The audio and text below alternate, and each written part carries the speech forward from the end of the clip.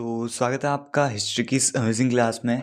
History की जो पहले क्लासें चल रही थी उसका ही एक एक्सटेंडेड वर्जन ये क्लासें रहने वाली हैं ताकि आपका कोर्स जल्दी से जल्दी पूरा हो सके।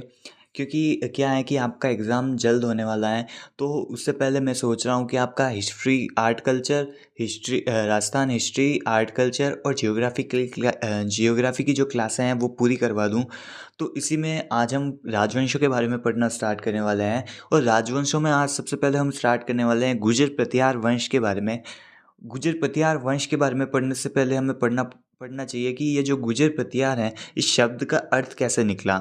तो डॉक्टर गोपीनाथ शर्मा ने इसे गुर्जरता प्रदेश इसलिए कहा क्योंकि जो ये राजस्थान और गुजरात से सटा हुआ ये जो पिंक कलर का आपको भाग देख रहा है, आपको जो भाग दिख रहा है, उसको हम गुर्जरता प्रदेश, प्राचीन समय में इसे गुर्जरता प्रदेश कहा जाता था।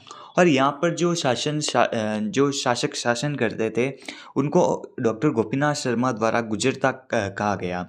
और इसी प्रकार आरसी मजूमदार जो थे, उन्होंने गुर्जरों को प्रतिहार कहा। प्रतिहार किस लिए कहा? क्योंकि बाहरी आक्रमणों से हमारी जो इनके टाइम जो बाहरी आक्रांताओं का आक्रमण हो रहा था, उनसे हमारे जो राजस्थान या फिर हमारे देश की रक्षा इन्होंने एक द्वारपाल की भांति की। तो इसीलिए आरसी मजूमदार द्वारा इन्हें प्रतिहार कहा गया। प्रतिहार का अर्थ क्या होता है? तो द्वारपाल। उसके बाद इनकी उत्पत्ति के मत सबसे ज़्यादा पूछे जाते हैं। तो जो गुर्जर प्रतिहार है, उनकी उत्पत्ति के मत में सबसे पहले आता है अग्निकुंड से उत्पत्ति। या अग्निकुंड से उत्पत्ति का मत सर्वप्रथम दिया किसने? तो ये सर्वप्रथम चंद्रप्रदायी द्वारा दिया गया।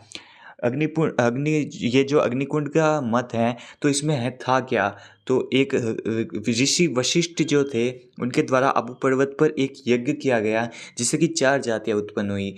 गुर्जर गुर्जर चालुक्य, परमार और चौहान, ये 4 क्षत्रिय जातियाँ उत्पन्न हुई, जो कि आज बाहरी आक्रांताओं से हमारी देश की रक्षा करने के लिए ये 4 जातियाँ उत्पन्न हुई। यह मत किसके द्वारा दिया गया? तो अग्निकुंड का मत चंद्रप्रदायी द्वारा दिया गया।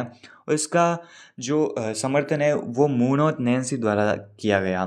तो अग्निकुंड से उत्पत्ति का मत किसने दिया? तो चंद्रप्रदायी ने दिया और नैन्सी ने दिया। उसके बाद वैदिक क्षत्रिय, जीएच ओझा इन्हें वैदिक क्षत्रिय मानते हैं, ये वैदिक क्षत्रियों की संतान है। उसके बाद विदेशी उत्पत्ति में बहुत सारे मत आते हैं। सबसे पहले आते हैं कर्नल जेम्स टोड, जिन्हें हम राजस्थान इतिहास के जनक कहते हैं।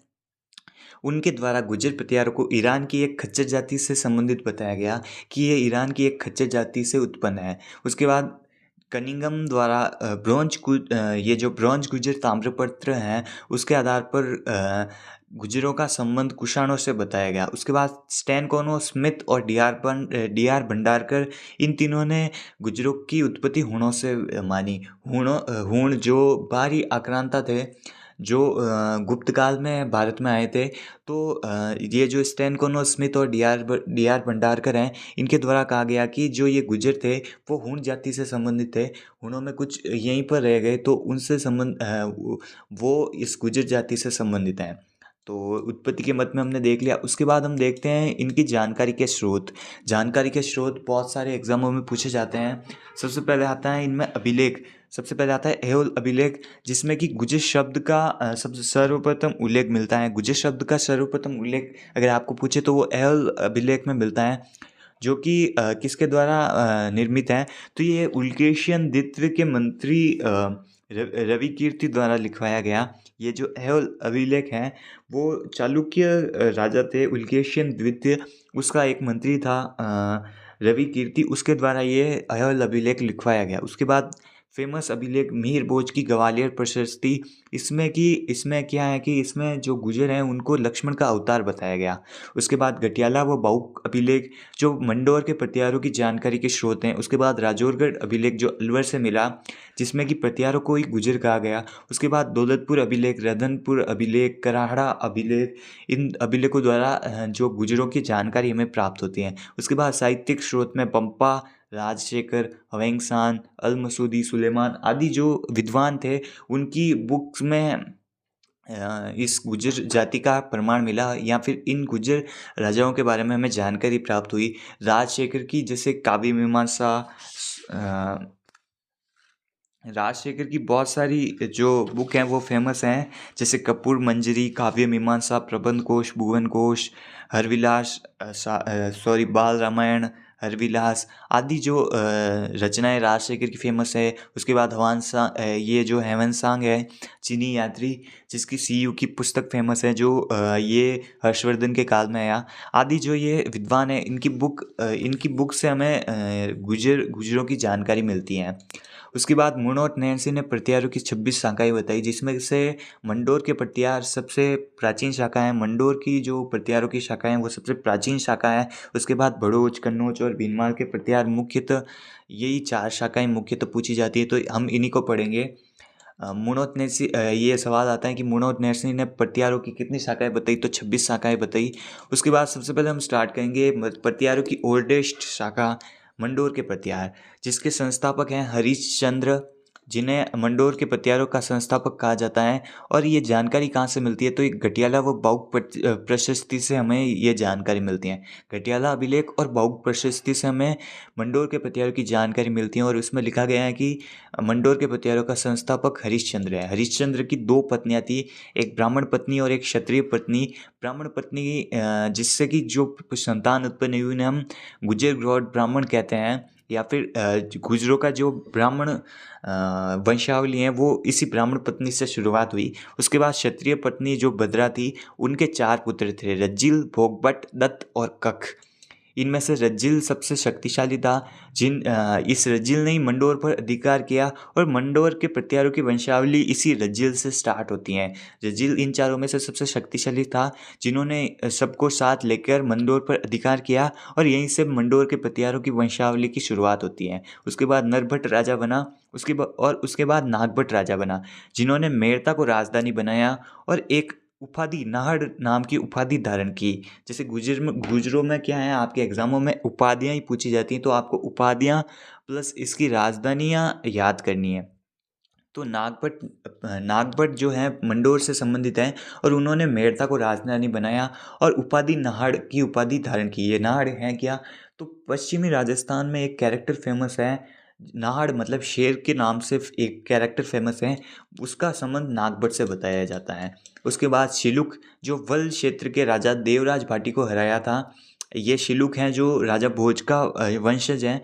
उसके बाद बाउक हैं, वो उसने बाउक प्रशस्ति का निर्माण करवाया 837 ईस्वी में। उसके बाद कुकुक ने घटियाला अभिलेख का निर्माण करवाया। 2 अभिलेख घटियाला में मिले, एक तो प्राकृत भाषा में और एक संस्कृत भाषा में। संस्कृत भाषा के अभिलेख में 4 आदेश हैं, जिसमें से एक में तो वंशावली है और 3 में राजाओं की प्रशंसा है। उसके बाद हम स्टार्ट करने वाले हैं भीनमाल के प्रत्यार, जिनको ही हम कन्नौज के प्रत्यार भी कहते हैं। भीनमाल के प्रत्यार अपने आप को रघुवंशी बताते थे, रघुवंशी प्रत्यार कहते थे। रघुवंशी हैं क्या, तो राम के वंशज। और इस भीनमाल के प्रत्यार वंश का संस्थापक किसे माना जाता है, तो इसका संस्थापक नागभट्ट प्रथम को माना जाता है, जिसकी उपाधि है मल्लेच्छों का नाशक। ये मल्लेच्छो मतलब किसके लिए कहा गया, तो मलेच्छों का नाशक मतलब इसमें मलेच्छ किसे कहा गया, तो मलेच्छों का अर्थ होता है अरबी आक्रमणकारी। जो बाहरी आक्रांताओं या फिर मुस्लिम आक्रमणकारी हैं, उन्हें मलेच्छों कहा जाता है या फिर मलेच्छे कहा जाता है। इसकी जानकारी कहाँ से मिलती है, तो ग्वालियर प्रशस्ति में मिलती है, जो मीर भोज द्वारा स्थापित है। और नागभट्ट के अन्य नाम नागावलोक उपाधि इसकी है, नारायण और इंद्र के दम को तोड़ने वाला, ये अतिशयोक्तिपूर्ण उपाधि हैं, इंद्र के दम को तोड़ने वाला। तो ये उपाधि नागभट्ट प्रथम की है, जो भीनमाल के प्रत्यारों का संस्थापक है। प्रत्यारों का वास्तविक संस्थापक किसे माना जाता है, तो नागभट्ट को माना जाता है। उसके बाद इसने सिंध के गवर्नर जुनैद को पराजित किया और राष्ट्रकूट शासक दंती दुर्ग से युद्ध किया। इन्होंने, जो नागभट्ट प्रथम है, उन्होंने 2 राजधानियाँ बनाई, एक तो भीनमाल को राजधानी बनाया, उसके बाद उज्जैन को राजधानी बनाया। उसके बाद नेक्स्ट वंशावली में नेक्स्ट राजा आता है वत्सराज, जिन्हें रणहस्तिन और जयवरा नामक उपाधि से नवाजा गया। मतलब इन्होंने रणहस्तिन और जयवरा नामक उपाधि धारण की, और इसी के काल में त्रिपक्षीय संघर्ष की शुरुआत हुई। ये त्रिपक्षीय संघर्ष हैं क्या, तो उसको हम इस मैप की मदद से समझते हैं। जैसे कि ये जो प्रतिहार हैं उनका क्षेत्र ये पश्चिमी राजस्थान वाला क्षेत्र है। ये प्रतिहार कन्नौज पर अधिकार करते हैं। कन्नौज जिसका मतलब मूल वंश आयुध वंश है और इसका की जो शासक हैं वो चक्रायुध हैं। तो वस्त्रराज प्रतिहार शासक वस्त्रराज कन्नौज पर आक्रमण करता है और चक्रायुध को पराजित करता है। तो इसी युद्ध में एक निचली एक जाति है, मतलब पश्चिम बंगाल है, वहाँ पर एक जाति निवास करती हैं, पाल शासक निवास करते हैं। तो उसमें एक राजा था धर्मपाल, जिन्होंने वस्त्रराज पर आक्रमण किया इस कन्नौज विजय के समय, और ये भी वस्त्रराज से पराजित हुआ। और उसके बाद जाती हुई सेना पर राष्ट्रकूट ध्रुव फर्स्ट जो राष्ट्रकूट शासक था, उन्होंने जाती हुई वस्त्रराज की सेना पर आक्रमण किया और वस्त्रराज को पराजित किया। तो धर्मपाल से ये आयुध वंश के चक्रायुध को हराया और कन्नौज पर अधिकार किया। पाल वंश के धर्मपाल को हराया और राष्ट्रकूट द्वारा पराजित हो गया। उसके बाद हम देखते हैं इन्होंने वस्त्रराज ने ओसिया का महावीर स्वामी जैन मंदिर का निर्माण करवाया, जो कि पश्चिमी राजस्थान का सबसे प्राचीनतम जैन मंदिर है।